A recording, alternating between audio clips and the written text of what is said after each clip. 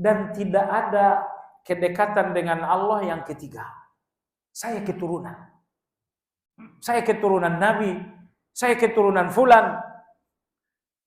Tidak ada yang dekat dengan Allah karena faktor keturunan, tapi karena faktor ketakwaan. Inna akramakum indallah atqakum.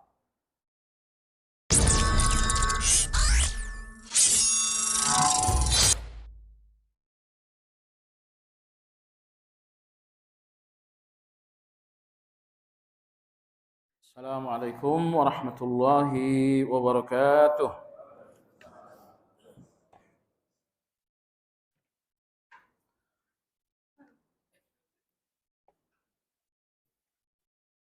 Alhamdulillah, nahmaduhu wa nasta'inuhu wa nastaghfiruh wa na'udzu billahi min shururi anfusina wa min sayyiati a'malina.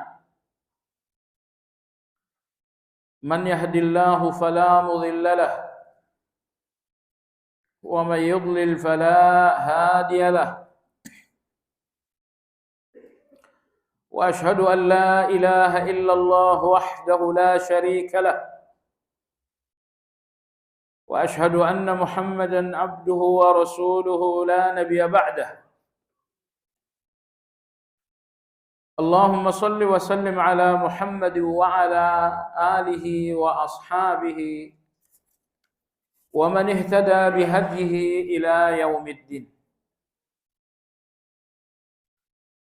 يا أيها الذين آمنوا اتقوا الله حق تقاته ولا تموتن إلا وأنتم مسلمون.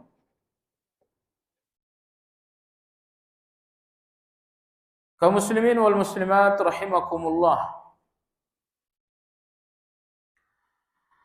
Allah Subhanahu wa taala pada ayat 108 dalam surat Yusuf berfirman, Qul hadhihi sabili ad'u ila Allahi ala basirah. Katakanlah, inilah jalanku. Ad'u ila Allah. Aku mengajak semua manusia menuju Allah. Ala basiratin, di atas basirah. Melalui ayat ini, Allah ingin agar dakwah ini tersampaikan kepada orang, agar kebenaran dan Islam ini tersampaikan kepada semua orang secara basirah. Nah, lalu Imam Abu Ismail Al-Harawi rahimahullahu ta'ala mengajak kita untuk merinci apa yang dimaksud dengan basirah. Secara global, basirah artinya terbebasnya seseorang dari kebingungan dan keraguan. Jadi kalau Anda melihat syariat ini tanpa ragu sedikit pun, Anda telah sampai kepada basirah. Lebih rinci lagi, Imam Abu Ismail mengatakan bahwa basirah ini setidaknya berhubungan dengan 3 hal. Pertama, basirah melihat wahyu Al-Quran dan hadis. Dan yang kedua, basirah juga dalam melihat keputusan-keputusan Allah.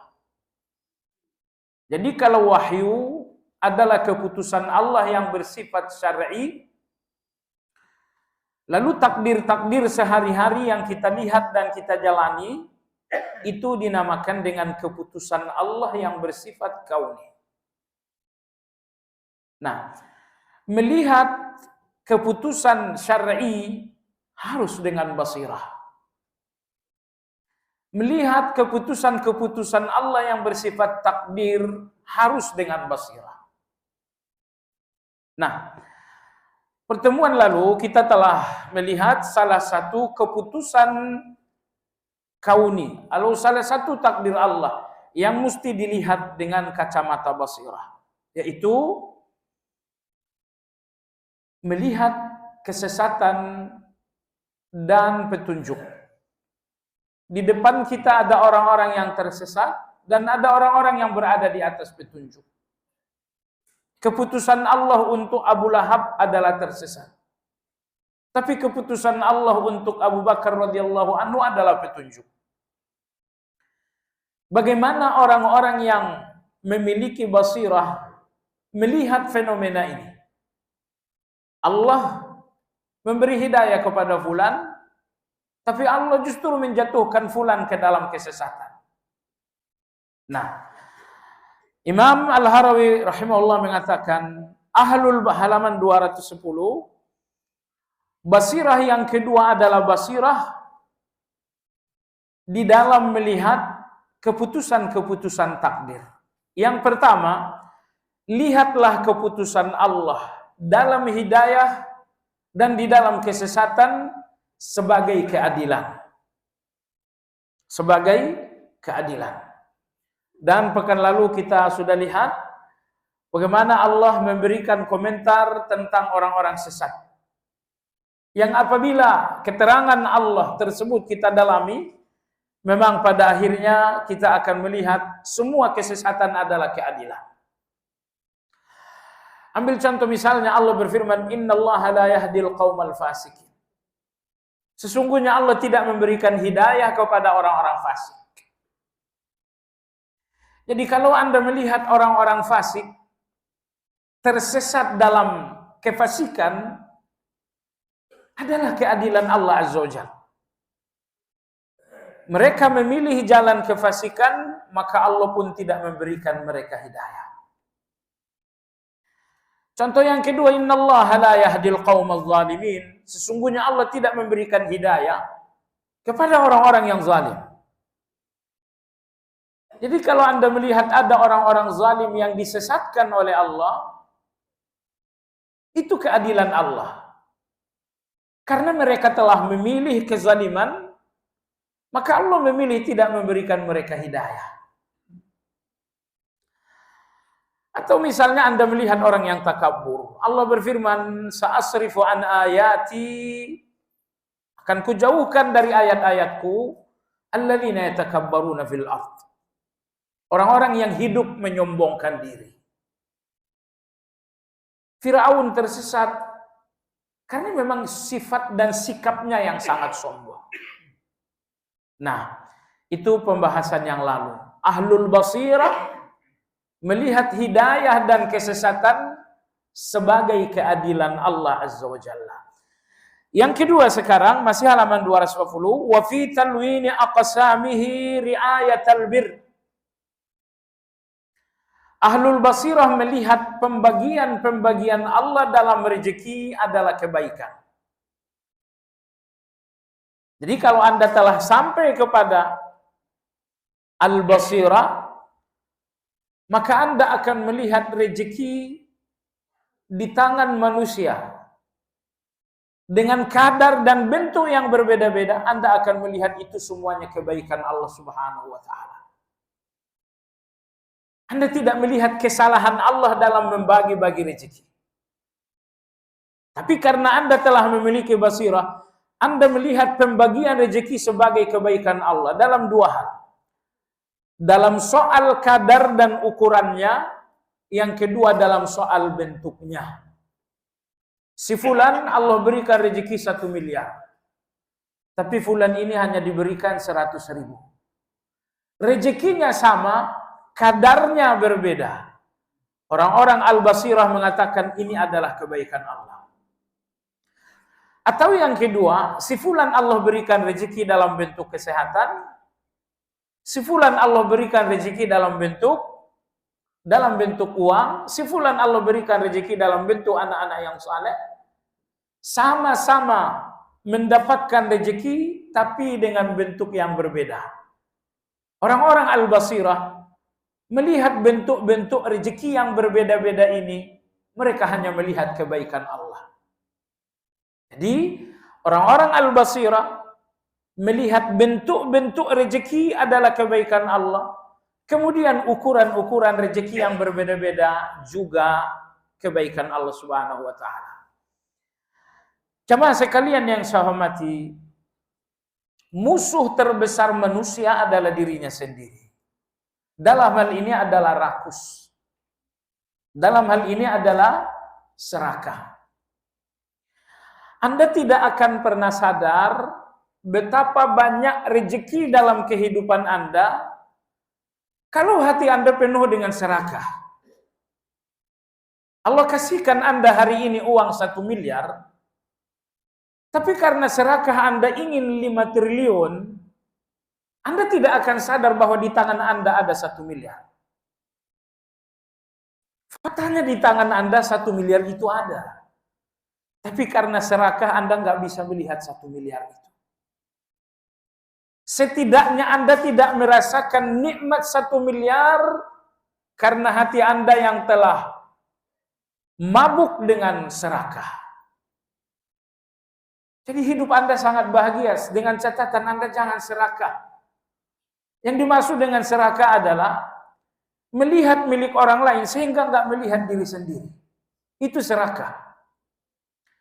Adapun orang-orang yang beriman, mereka sibuk melihat diri sendiri dan tidak mau melihat orang lain. Nabi kita mengajari Anda sudut pandang yang sangat bijaksana melihat rezeki. Beliau bersabda, "Unzuru ila man huwa asfala minkum wa la tanzuru ila man huwa fawqakum." Dalam urusan rezeki, selalu melihat ke bawah, kata Nabi. Dan jangan melihat ke atas. Fa innahu ajdaru alla tazdaru bi ni'matillah. Dengan cara seperti itulah kalian tidak pernah melihat kecil pemberian-pemberian Allah.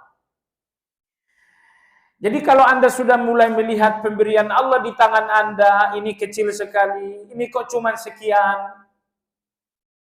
Anda yang melihat pemberian Allah sangat kecil, karena mata ini selalu memandang ke atas. Dan dampaknya sangat buruk.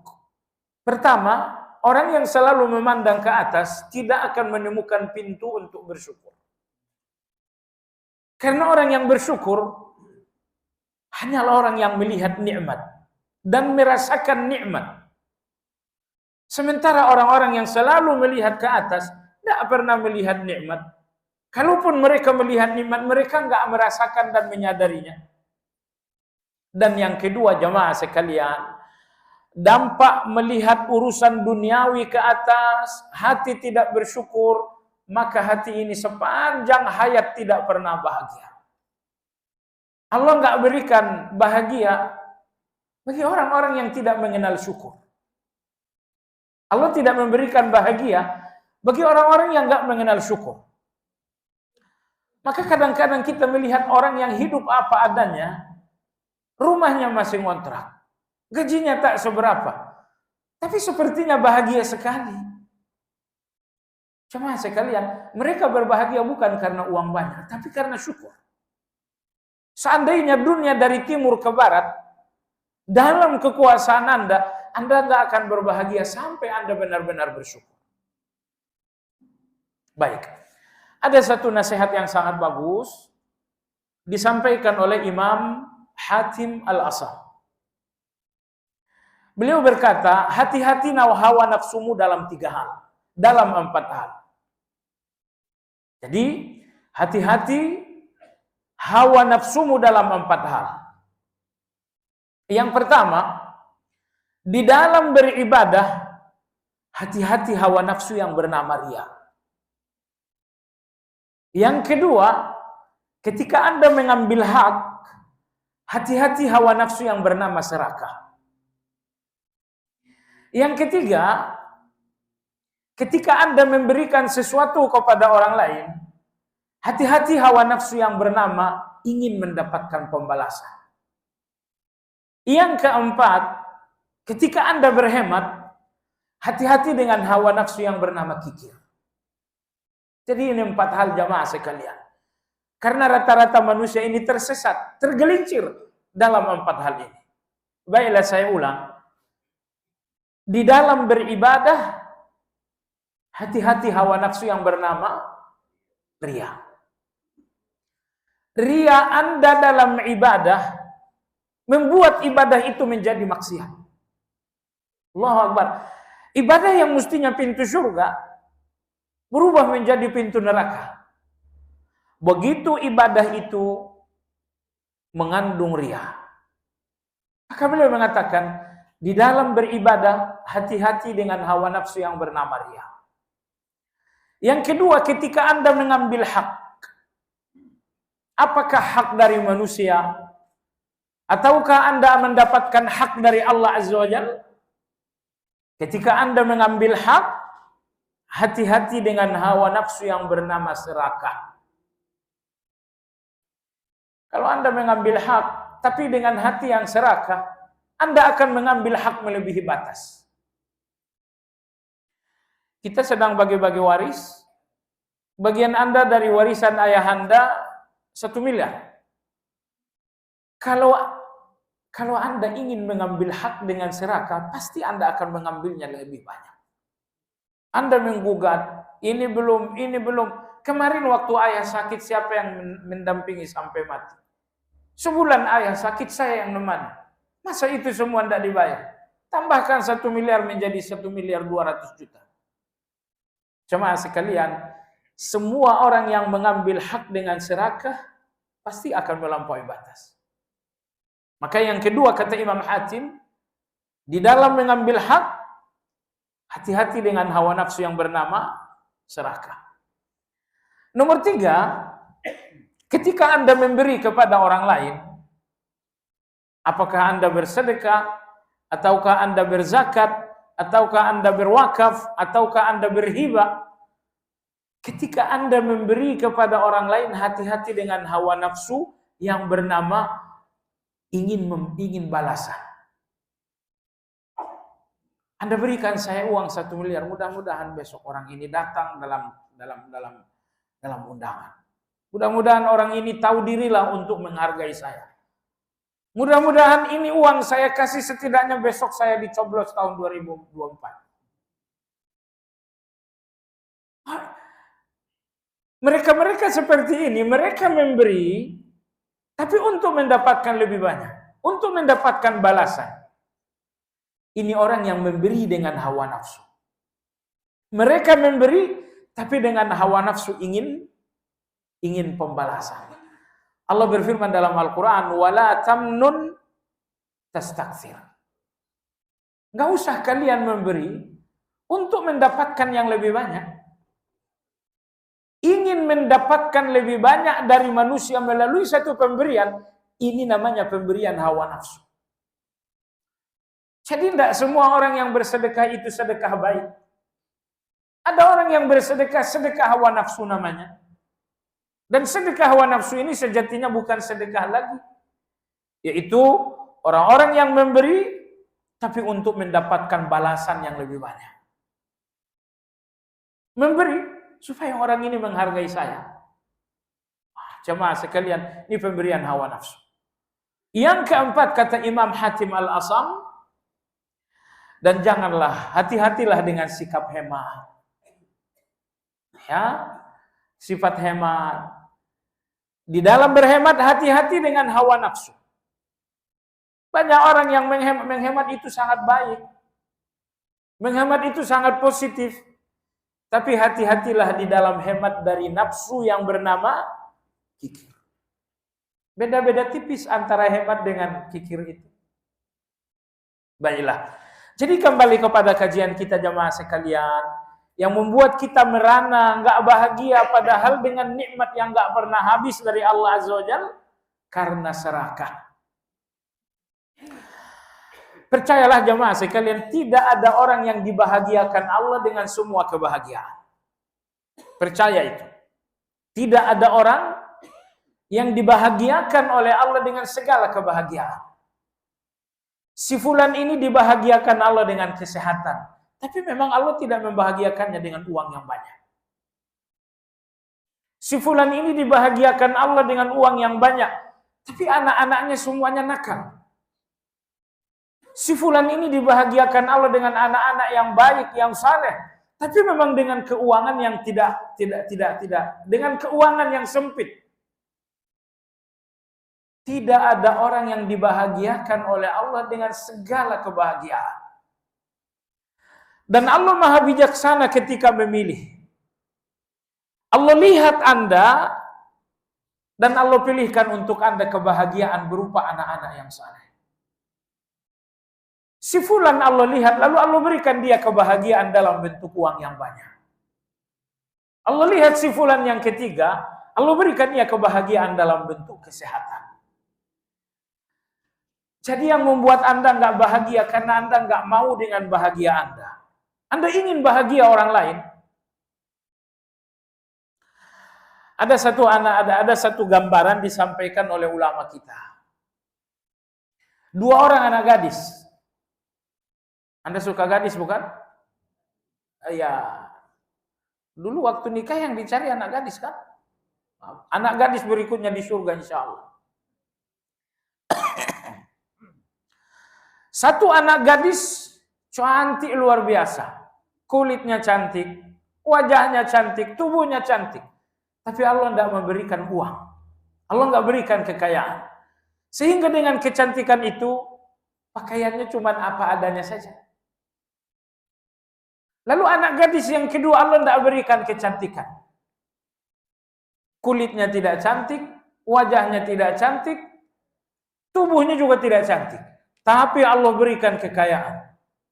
Bajunya mewah, perhiasannya banyak. Jamaah sekalian yang saya hormati, 2 anak gadis ini sama-sama dapat rezeki dari Allah. Sama-sama dapat kebahagiaan dari Allah. Tapi kapan mereka bahagia? Saat mereka ridha dengan rezeki yang Allah berikan untuk mereka. Nah, seandainya orang yang anak gadis pertama, anak gadis yang cantik mengatakan, saya cantik. Saya lebih pantas memakai kalung itu. Saya lebih cocok memakai baju itu. Ini serakah namanya. Ini serakah namanya. Anak gadis yang kedua juga bisa mengatakan, saya udah punya uang yang banyak, baju saya mewah, perhiasan saya banyak. Saya lebih pantas jadi orang cakap dibandingkan dia. Nah, tapi cobalah Anda tanyakan 2 orang ini. Sudah kamu cantik. Kamu ingin dia punya perhiasan? Kamu ingin baju-bajunya yang mewah? Sekarang begini saja, ditukar. Kamu ambil baju mewahnya, perhiasannya, uangnya yang banyak, tapi kecantikanmu untuk dia. Kira-kira mau nggak nih si gadis cantik? Pasti tidak mau. Tapi terhadap gadis yang kedua Anda tawarkan hal yang sama. Sekarang begini aja, kalau kamu ingin kecantikannya, ambil kecantikannya, tapi berikan kepadanya kekayaan, berikan kepadanya perhiasan. Apakah gadis yang kedua ini mau? Enggak mau. Maksudnya jamaah sekalian, kehidupan yang Allah berikan kepada Anda sudah pas. Buktinya Anda enggak mau kehidupan Anda ditukar dengan kehidupan orang lain. Saya nih, walaupun saya cuma guru ngaji, ngajar Iqra dari rumah, dari masjid, tapi kalau Anda suruh kehidupan saya ditukar dengan kehidupan seorang menteri, enggak, saya nggak bakal mau tuh. Saya nggak bakal mau. Kau ambil jabatanmu, mobil mewahmu, pengawalanmu, tapi jangan ambil kehidupanku. Tapi Anda tanyakan menteri itu, Pak Menteri lepaskan jabatan, harta, pengawal, dan lain-lain, jadilah guru ngaji. Dia pun nggak bakal mau. Tapi saya cuma serakah. Saya pengen saya guru ngaji, tapi mobilnya yang berharga 5 miliar, rumahnya rumah yang sangat mewah. Walaupun guru ngaji, tapi semua menteri tunduk patuh kepada saya. Coba lihat, serakah itulah yang sesungguhnya yang membuat saya nggak melihat nikmat yang ada pada diri saya. Maka oleh sebab itu di sini Imam Abu Ismail rahimahullah mengatakan, orang-orang ahlul basirah itu melihat kadar rezeki dan bentuk-bentuk rezeki adalah kebaikan Allah Subhanahu wa taala.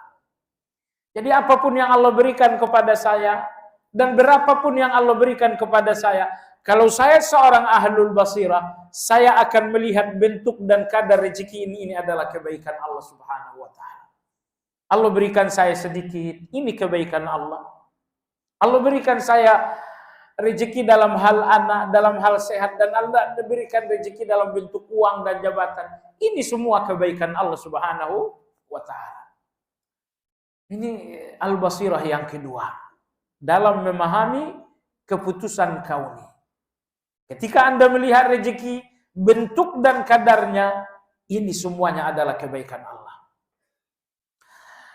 Dalam surat Az-Zukhruf, Allah Subhanahu wa Ta'ala memberikan penjelasan yang sangat bagus. Allah berfirman, "Nahnu qasamna bainahum ma'isyatahum fil hayatid dunya." Kamilah yang telah membagi-bagikan kehidupan ini di antara kalian. Kamilah yang telah membagi-bagikan ma'isyah, membagi-bagikan rezeki di antara kalian. Ini kaya, ini miskin, ini pejabat, ini rakyat, ini sehat, ini sakit.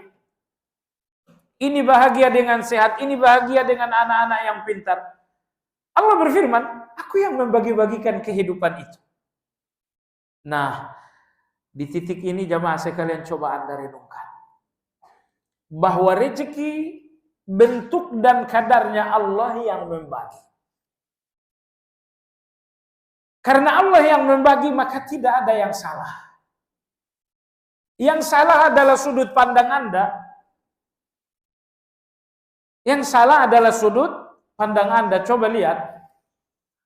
Anda dan saya bagi uang sebanyak 4 miliar. Miliaran aja kalau ngomong ya. Anda dan saya bagi uang 4 miliar. Tentu untuk Anda 2 miliar dan untuk saya 2 miliar. Adil bukan? Tapi kalau Anda tipe orang yang serakah, 4 bagi 2 bukan 2-2. Tapi 3-1. Buat saya 3, buat kamu 1 aja. Saya lebih banyak kerja, coba lihat. Alasan-alasan itu sebenarnya, alasan-alasan Anda cuma sampul keserakahan. Ngerti tidak?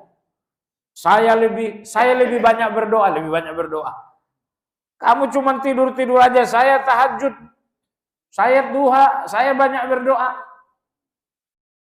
Jadi 4 bagi 2, 2. Itu sudah tepat. Tapi orang-orang yang serakah, 4 bagi 2 itu 3-1, bukan 2-2. Maka saya katakan, bentuk rezeki dan ukuran rezeki Allah mengatakan, nahnu qasamna. Aku yang membagi-bagikan itu. Karena Allah yang membagi berarti tidak ada yang salah. Tapi bagi orang yang memandang dengan hawa nafsu, orang yang memandang dengan serakah, ini semuanya salah. Allah berfirman, wa rafa'na ba'dukum fawqa ba'din darajat. Ketika kami memberikan rezeki, kata Allah, kami tinggikan yang satu atas yang lain. Yang ini jabatannya lebih tinggi daripada yang lain. Yang itu uangnya lebih banyak daripada yang lain. Kami jadikan rezeki sebagian kalian lebih tinggi daripada rezeki sebagian yang lain. Kenapa demikian? Liyattakhidha ba'dukum ba'dhan sukhriya. Agar kalian semua hidup saling membutuhkan. Agar kalian semua hidup saling membutuhkan. Sekarang Anda bayangkan kehidupan saya ketika saya memiliki segala-galanya. Ketika sakit ternyata saya seorang dokter bisa mengobati diri sendiri. Saya butuh uang, ternyata uang saya triliunan. Saya butuh kemana? Saya punya pesawat sendiri. Saya bisa jadi pilot sendiri. Saya akan hidup sendiri. Sepi kehidupan itu jamaah sekalian. Tapi Allah buat hidup ini ramai. Ketika saya sakit, saya nggak tahu obat, saya pergi kepada dokter. Saya bertemu dengan perawat. Saya pun bertemu dengan terapis. Dan saya pun tidak lupa dengan herbalis. Coba lihat berapa orang yang saya kenal hanya untuk urusan sakit. Betapa ramai hidup saya. Saya pergi ke Nagraksana ketemu dengan fulan, oh dia terapis saya. Saya pergi ke Cililan ketemu dengan fulan, oh dia terapi, dia herbalis saya. Saya pergi ke Melia, saya ketemu dengan fulan, oh itu dokter saya. Jadi Allah tidak memberikan saya ilmu tentang medis, Allah biarkan saya bodoh tentang medis, tapi di dalam kebodohan ini saya bertemu fulan. Akhirnya hidup saya sangat ramai. Kenal fulan. Baik. Saya tidak pintar nyetir. Sehingga kalau saya ke bandara, saya butuh seorang supir taksi. Ketika saya ingin pergi berumroh, saya perlu pilot. Saya membutuhkan pramugari. Bahkan saya membutuhkan orang-orang yang mengurus ini semuanya. Saya membutuhkan handling di bandara, membutuhkan orang-orang yang mengurus visa dan lain-lain. Di dalam kelemahan saya, di dalam keterbatasan saya membutuhkan banyak orang. Saat itulah kehidupan saya sangat ramai dengan kenalan-kenalan. Saya kenal fulan, kenal fulan, kenal fulan, kenal fulan. Bayangkan kalau Anda mampu segala-galanya. Ke bandara naik mobil sendiri. Sampai bandara nyetir jadi pilot sendiri. Nggak perlu ada karyawan, nggak perlu ada nggak perlu ada pelayan di pesawat karena Anda mampu sendiri. Subhanallah, merana sekali, sepi sekali kehidupan kalau Anda tidak punya rasa butuh kepada orang lain. Jadi Allah ingin kehidupan ramai, maka Allah Tabaraka wa Ta'ala memberikan Anda keterbatasan. Jadi lihatlah, di setiap keterbatasan Anda akan melihat kehadiran banyak orang. Dan itu kebahagiaan Anda. Sebab kalau tidak ada orang lain, apa Anda bisa tertawa seorang diri? Coba deh tertawa seorang diri. Bisa tidak? Nanti pulang dari masjid, jalan pulang ke rumah, tertawa aja seorang diri. Jadi tertawa, simbol dari kebahagiaan, ternyata Anda nggak bisa lakukan tanpa orang lain. Setidaknya membayangkan orang lain. Anda duduk seorang diri, Anda bayangkan cucu Anda bayangkan anak Anda, lalu Anda tertawa. Anda tertawa karena ada pihak lain. Jadi Masya Allah, Allah Subhanahu wa Ta'ala sangat bijaksana. Maka Allah mengatakan, kami jadikan rezeki sebagian kalian lebih tinggi dari sebagian yang lain, agar kalian saling membutuhkan, agar kehidupan kalian lebih ramai, agar kalian tidak sendiri dan sepi.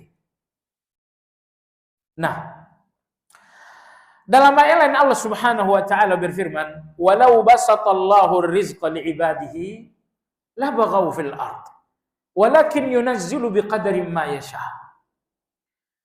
Seandainya setiap keinginan kalian Allah berikan. Ingin uang, Allah kasih 5 triliun. Ingin jabatan, 2 hari kemudian jadi presiden. Kalau setiap kalian mau, lalu Allah kasih, basatallahu rizqa li'ibadihi. Allah lapangkan rezeki untuk kalian semua. Semua rezeki yang kalian inginkan dilapangkan oleh Allah. Apa yang terjadi? La baghaw fil ard. Rezeki yang selalu dilapangkan itu akan membuat kalian sombong. Seandainya Allah lapangkan setiap rezeki yang kalian inginkan, niscaya kalian sombong dengan itu. Jamaah sekalian, Allah Maha Tahu. Allah Maha Tahu dan gak perlu lagi kita bantah keterangan Allah Azza wa Jalla. Anda jangan bilang, saya mah kalau jadi orang kaya saya gak sombong. Anda jangan ngomong begitu. Ayat ini tidak salah. Setiap keinginan kalian lalu dilapangkan Allah, itu akan membuat kalian menjadi sombong. Jamaah sekalian, coba Anda renungkan. Dalam perjalanan hidup, lebih banyak mana Anda sukses atau Anda gagal? Lebih banyak mana Anda mendapatkan atau tidak mendapatkan? Saya kira jamaah sekalian, jawaban kita akan sama. Bahwa kemungkinan besar gagal kita lebih banyak daripada sukses kita. Ketika saya ingin sehat, ternyata Allah kasih sakit. Ketika saya ingin berhasil dalam urusan ini, ternyata gagal. Kenapa jamaah sekalian yang saya hormati? Jawabannya adalah agar kita tetap merendah, agar hati ini tetap tawadu, agar hati ini tidak bengkak dengan takabur. Nabi SAW dengan para sahabat baru saja menang dalam perang Badar. Ketika dua minggu kemudian terjadi perang Uhud. Ternyata di dalam perang Uhud, Allah jatuhkan kepada para nabi dan para sahabat kekalahan. 2 minggu lalu menang, hari ini kalah. Allah berikan kita 2 sayap, Karena kita nggak bisa terbang hanya dengan satu sayap. Sayap kanan di mana Anda menang, sayap kiri di mana Anda kalah. Orang yang selalu diberikan kemenangan, mereka akan takabur. Dan orang yang selalu diberikan kekalahan, mereka akan berputus asa. Jadi agar Anda menjadi orang yang berharap, maka sesekali Allah kasih kemenangan, sesekali juga Allah berikan kekalahan. Bahkan kalau kita jujur, kekalahan-kekalahan kita dalam hidup insya Allah lebih banyak. Supaya hati lebih bersih dengan kekalahan-kekalahan itu. Makanya Allah memperkenalkan diri dengan dua asmaul husna. Allah subhanahu wa ta'ala al-qabid, Allah subhanahu wa ta'ala al-basit. Al-qabid artinya Allah maha menyempitkan, al-basit artinya Allah maha melapangkan. Allah menyempitkan, Allah melampangkan. Anda lihat orang yang hidup miskin, Anda melihat al-qabid, Allah maha menyempitkan. Tapi Anda lihat orang yang hidup dalam kekayaan, Anda melihat al-basit, Allah subhanahu wa ta'ala maha melapangkan.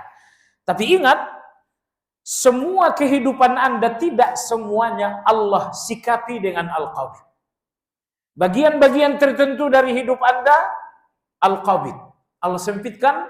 Tapi bagian-bagian tertentu dari hidup Anda, al-basit, Allah subhanahu wa ta'ala lapangkan. Maka di sini Imam Al-Harawi rahimahullah mengatakan, orang-orang yang al-basirah melihat bentuk-bentuk rezeki dan ukuran-ukuran rezeki, mereka melihat kebaikan Allah. Bentuk rezeki, ukuran rezeki, ini semuanya kebaikan Allah subhanahu wa ta'ala. Kebaikan dalam arti kata, ini kebijaksanaan. Kebaikan dalam arti kata, ini penuh dengan hikmah. Ini penuh dengan hikmah.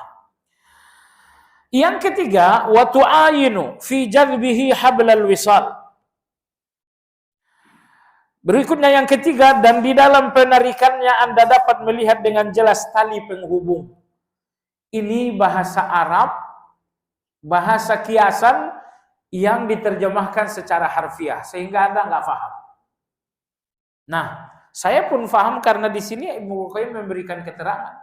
Aslinya kita sama-sama nggak paham saja. Baiklah jemaah sekalian, apa maksud beliau? Maksud beliau Allah subhanahu wa ta'ala al-jazab. Al-jazab itu menarik. Ini tersesat, ditarik oleh Allah kepada hidayah. Ini berada di dalam syirik, ditarik oleh Allah kepada tauhid. Ini tadinya di dalam bid'ah, ditarik oleh Allah kepada sunnah. Ini tadinya lalai, ditarik oleh Allah subhanahu wa ta'ala ke dalam zikir. Ini tadinya penjahat, ditarik oleh Allah menjadi orang baik.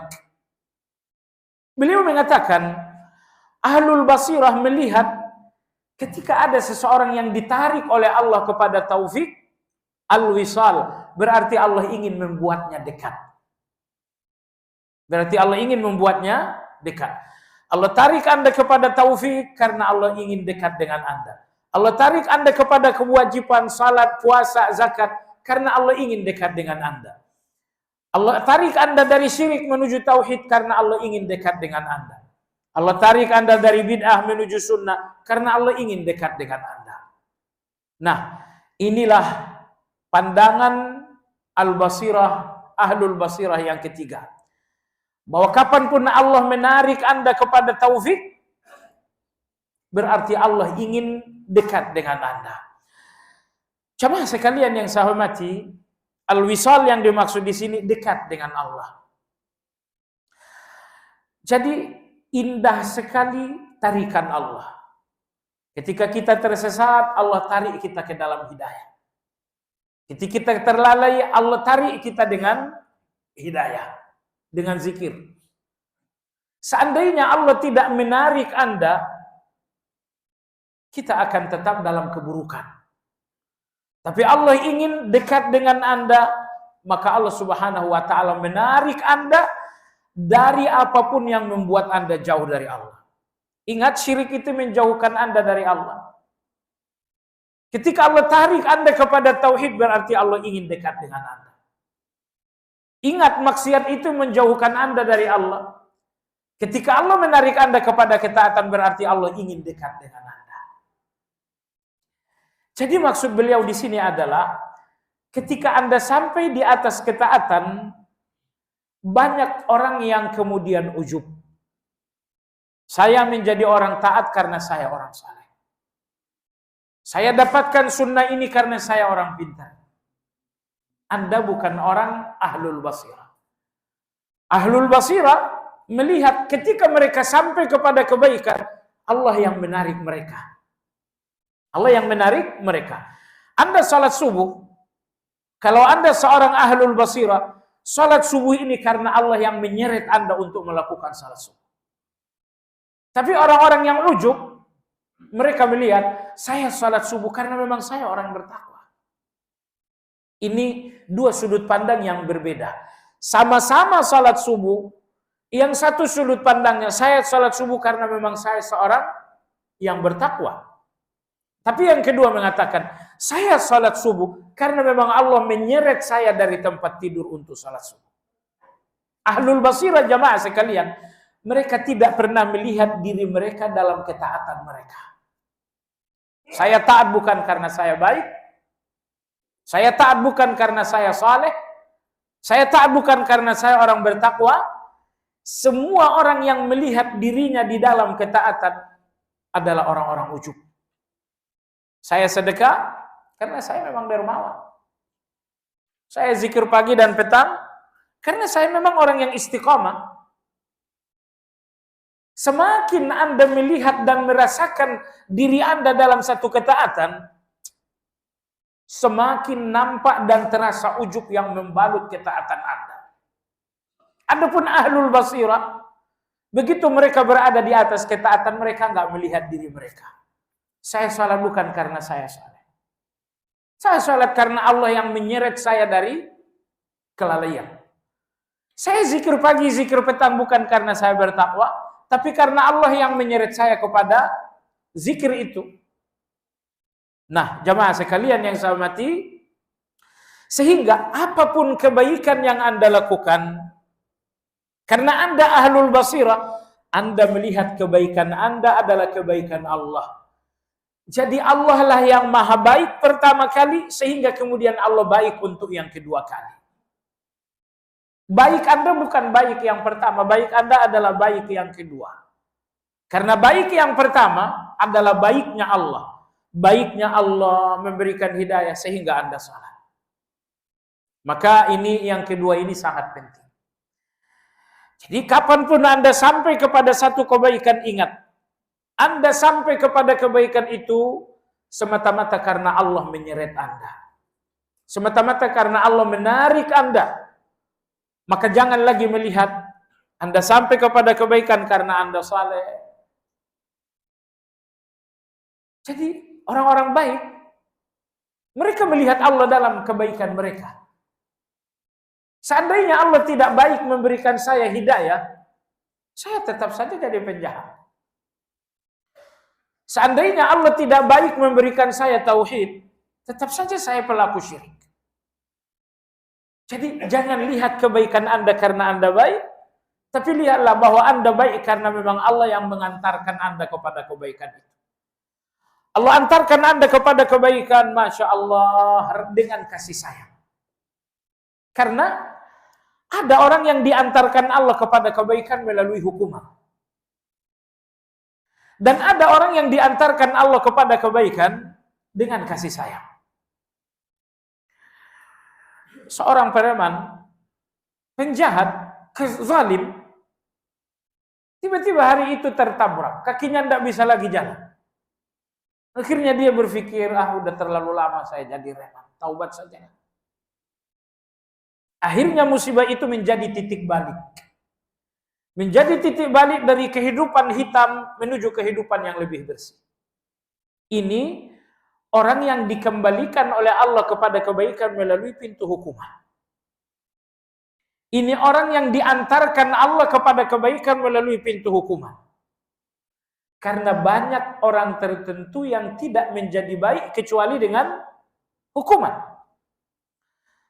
Anak-anak Anda juga begitu. Anak-anak kita juga kadang-kadang nggak baik kalau belum dihukum. Tapi jamaah sekalian, subhanallah, Allah Subhanahu wa taala Maha baik. Anda semuanya dan mayoritas kaum muslimin, Allah antarkan mereka kepada kebaikan dengan kasih sayang Allah, bukan dengan hukuman. Allah antarkan saat ini Anda ke masjid untuk sholat subuh. Apa karena hari ini terjadi gempa bumi di menjelang subuh lalu Anda sholat subuh? Enggak. Allah bangunkan Anda dengan kasih sayangnya. Setelah Anda bangun, Allah jatuhkan kepada di hati Anda hidayah untuk sholat subuh. Lihatlah bagaimana Allah antarkan Anda kepada satu kebaikan dengan kasih sayang. Kenapa? Karena memang Anda orang baik dalam pandangan Allah. Tapi sekali lagi ada orang-orang tertentu yang ditarik oleh Allah kepada kebaikan,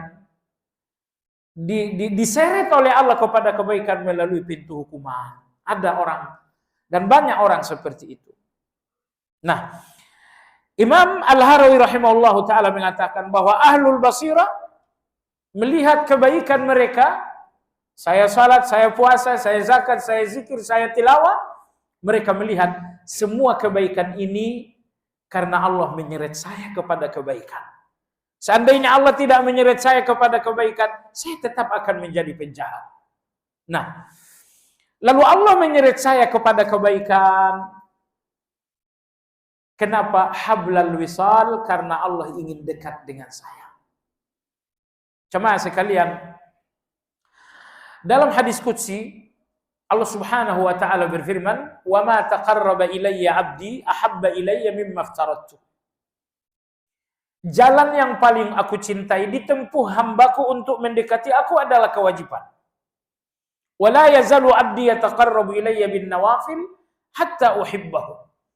Dan apabila hambaku terus mendekati aku dengan yang sunnah, maka aku benar-benar mencintainya. Hadis qudsi ini memberi pelajaran bahwa hanya ada dua jalan untuk dekat dengan Allah. Nggak ada jalan yang ketiga. Yang pertama, dekati Allah dengan kewajiban. Dengan salat, dengan puasa, dengan zakat. Komitmen dan istiqamah Anda dengan kewajiban adalah jalan dekat dengan Allah nomor pertama. Nomor dua, dekati Allah dengan pintu-pintu yang sunnah. Anda baca Quran, zikir pagi, zikir petang, Anda bersedekah. Ini semua pintu-pintu sunnah untuk mendekati Allah Azza wa Jalla. Dan tidak ada kedekatan dengan Allah yang ketiga. Saya keturunan. Saya keturunan Nabi. Saya keturunan fulan. Tidak ada yang dekat dengan Allah karena faktor keturunan, tapi karena faktor ketakwaan. Inna akramakum indallah atqakum. Orang-orang yang akrama, orang-orang yang paling karamah, orang-orang yang paling mulia di antara kalian adalah orang-orang bertakwa. Bertakwa dengan menjalankan kewajiban, bertakwa dengan melakukan yang sunnah. Nah, kalau Anda istiqamah dengan kewajiban Anda pun sungguh-sungguh dalam hal-hal yang sunnah, berarti Anda sangat dekat dengan Allah. Dekat dengan Allah dengan pengertian harfiah. Anda rasakan kedekatan Allah itu. Kalau Anda bertanya, bagaimana saya tahu bahwa saya dekat dengan Allah? Jawabannya sangat gampang. Apabila kedekatan, rasa dekat dengan Allah sering menggagalkan dosa Anda, menunjukkan bahwa Anda memang dekat dengan Allah. Misal, sekali waktu Anda berpikir melakukan sesuatu yang buruk. Tiba-tiba Anda sadar, tapi Allah Maha tahu. Allah Maha melihat. Akhirnya Anda gagal, akhirnya Anda nggak berani. Coba lihat jemaah sekalian, Anda rencanakan satu dosa, tiba-tiba Anda rasakan Allah dekat. Allah dekat dengan ilmunya, Allah dekat dengan pandangannya.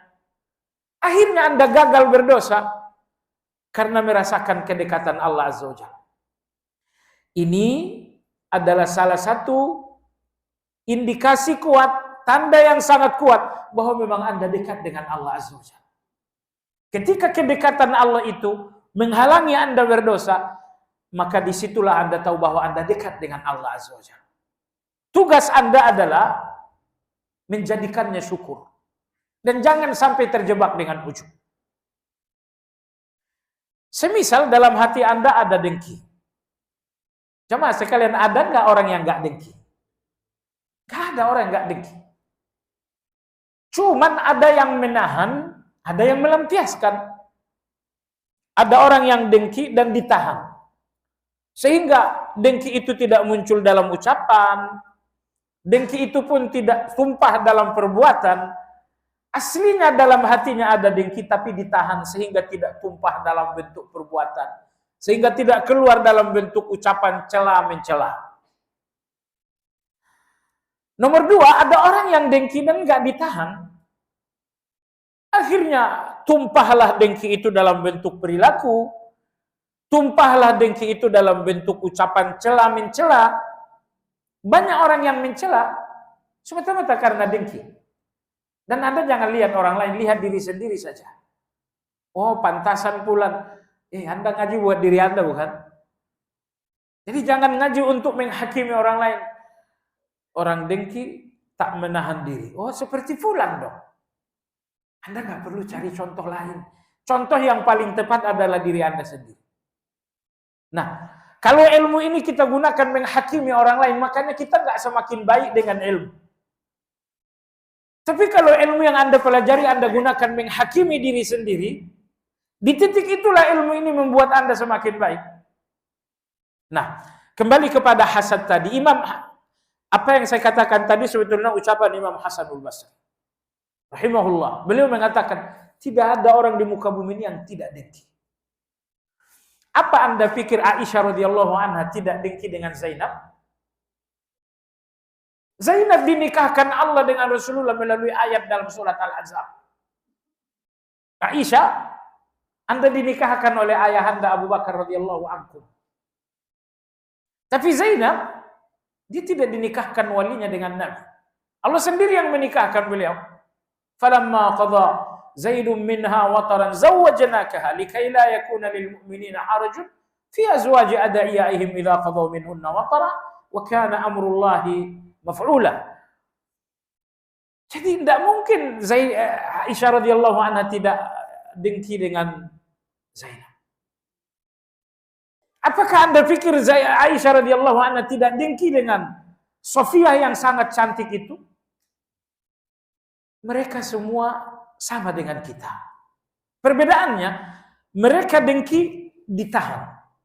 Kita dengki dilampiaskan. Nah, jadi Anda tidak rusak dengan dengki sepanjang Anda tahan. Yang merusak Anda adalah dengki yang ditumpahkan. Dengki yang dilampiaskan. Baiklah jamaah sekalian yang saya hormati. Jadi oleh sebab itu, setiap kebaikan-kebaikan, ketaatan-ketaatan, ketakwaan-ketakwaan Anda, lihatlah bahwa Allah yang menyeret Anda kepada itu semua. Allah yang menyeret saya kepada salat, Allah yang menyeret saya kepada zikir, Allah yang menyeret saya kepada tilawah. Semua kebaikan Anda, lihat Allah yang mengantarkan Anda pada kebaikan. Dan yang kedua, Allah seret Anda kepada kebaikan hablal wisal agar Anda selalu dekat dengan Allah Azza wa Jalla.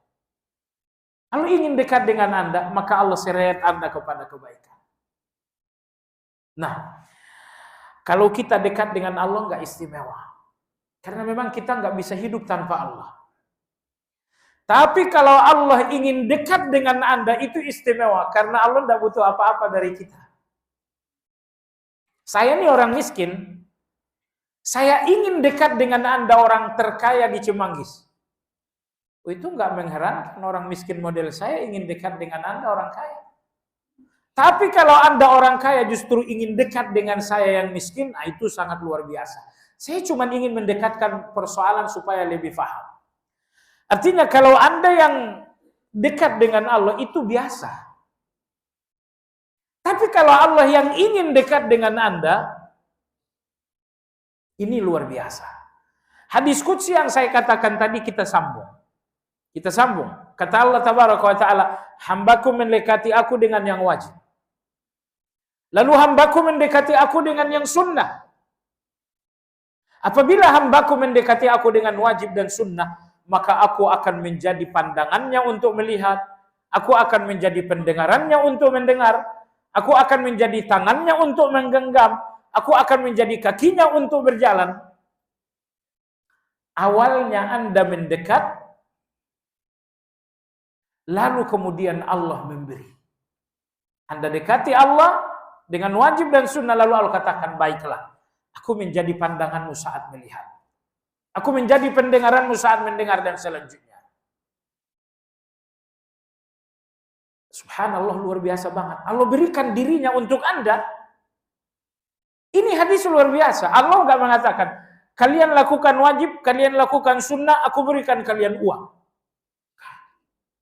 Itu nikmat rendah. Tapi Allah memberikan dirinya untuk Anda. Kalian lakukan wajib, kalian lakukan sunnah, maka akulah pandangan kalian. Akulah pendengaran kalian. Akulah tangan kalian. Akulah kaki kalian. Allah menggunakan bahasa seolah-olah menyerahkan dirinya untuk Anda. Karena Anda telah mendekatkan diri kepada Allah. Tentu saja maksud hadis tersebut Allah berikan Anda hidayah. Allah berikan hidayah dalam pandangan Anda sehingga Anda tidak memandang kecuali karena Allah. Allah berikan hidayah dalam pendengaran sehingga Anda tidak mendengar kecuali karena Allah. Allah berikan Anda hidayah dalam gerak tangan sehingga tangan ini tidak bergerak kecuali karena Allah. Allah berikan hidayah di kaki Anda sehingga kaki ini tidak berjalan kecuali untuk Allah Subhanahu wa taala. Maksud hadis seperti itu. Aku pendengaranmu untuk mendengar, maksudnya aku berikan hidayah dalam pendengaranmu sehingga kau tidak mendengar kecuali untuk aku dan karena aku. Aku akan menjadi pandanganmu untuk melihat, maksudnya aku jatuhkan hidayahku dalam pandanganmu sehingga kau tidak melihat kecuali apa yang aku ridhoi. Nah, perhatikan ini dua proses. Proses pertama Anda berjalan melalui kewajiban. Proses berikutnya Anda pun terus mendekati Allah melalui yang sunnah. Ketika Anda mendekati Allah dengan dua hal ini, maka Allah Taala mengatakan, kalau begitu aku menjadi pandanganmu, aku menjadi pendengaranmu dan selanjutnya. Nah, jamaah sekalian, tidak istimewa kalau Anda dekat dengan Allah. Tapi yang istimewa adalah bahwa Allah dekat dengan Anda. Allah dekat dengan Anda ketika Allah mau menjadi pandangan Anda. Ketika Allah mau menjadi pendengaran Anda. Allah menjadi pandangan Anda, maksudnya Allah berikan hidayah dalam pandangan sehingga Anda tidak melihat kecuali yang Allah ridhoi. Begitu selanjutnya. Jadi pada awalnya wajib dan sunnah Anda ingin Allah, tapi ketika Allah berikan hidayah di setiap anggota tubuh Anda, maka di situ Allah ingin Anda. Allahu Akbar. Begitu Anda dekat dengan Allah, dengan yang wajib dan yang sunnah, maka Allah membalut seluruh tubuh Anda dengan hidayah. Mata Anda hidayah, telinga Anda hidayah, tangan Anda hidayah, kaki Anda hidayah, apalagi pikiran dan hati Anda. Allah membalut Anda dengan hidayah. Dan kalau Allah telah membalut Anda dengan hidayah, mungkinkah Anda akan tersesat? Tak mungkin tersesat, jamaah sekalian. Nah, ini kata Imam Al-Harawi seperti itu, bahwa di setiap kebaikan, di setiap ketaatan, berarti Allah yang menyeretmu karena Allah ingin dekat denganmu. Ya, karena kalau Anda dekat dengan Allah itu luar biasa tentu, tapi lebih luar biasa lagi bahwa Allah yang ingin dekat dengan Anda. Dalam hadis qudsi lain Allah berfirman, "Man atani yamshi ataituhu harwalah." Siapa yang datang kepada aku berjalan, aku akan datang kepadanya dengan berlari. Anda datang kepada Allah, itu luar biasa. Tapi lebih luar biasa lagi kalau Allah datang untuk Anda. Sebelumnya Allah berfirman, siapa yang mendekati aku satu jengkal, aku mendekatinya satu hasta. Siapa yang mendekati aku sehasta, aku mendekatinya satu depan. Siapa yang mendekati aku dengan berjalan, aku mendekatinya dengan berlari. Apa yang Anda lakukan? Berjalan sehasta, berjalan sejengkal, berjalan sedepa. Ini kewajiban Anda. Anda memang luar biasa. Tapi luar biasa ketika Allah datang untuk Anda. Anda datang sejengkal, Allah datang untuk Anda satu depa. Nah, kata Imam Al-Harawi, ketika Anda datang kepada Allah, itu berarti Allah menyeret Anda. Kenapa Allah menyeret Anda? Karena Allah pun ingin berjalan untuk Anda. Dan perhatikan, Allah ingin Anda yang pertama, tetapi Allah yang lebih baik. Anda berjalan sejengkal, Allah balas satu hasta. Anda mengawali, tapi Allah membalas lebih baik. Karena Allah datang satu hasta tentu lebih baik daripada satu jengkal. Apa maksudnya sih? Anda datang sejengkal, Allah datang sehasta. Anda datang sehasta, Allah datang satu depa. Apa maksudnya? Anda sholat tadi, sholat subuh berapa kali Anda sholat? 1 kali. Tapi berapa kali Allah catat? 10 kali lipat. Anda sedekah sebanyak 100, tapi pahalanya dilipat gandakan oleh Allah Azza wa Jalla. Inilah maksud dari hadis tersebut. Engkau datang kepada aku sejengkal salat, dan aku akan membalasnya dengan sehasta. Karena satu salatmu aku balas dengan 10 kali lipat, atau 100 kali lipat, atau 700 kali lipat. Maka Allah berfirman, kau datang sejengkal, aku sambut dengan, nah baik. Demikian kajian kita pagi ini, mudah-mudahan bermanfaat. Masih ada satu pertemuan lagi tentang basirah, mudah-mudahan tidak bosan. Ya, demikian, semoga bermanfaat. Barangkali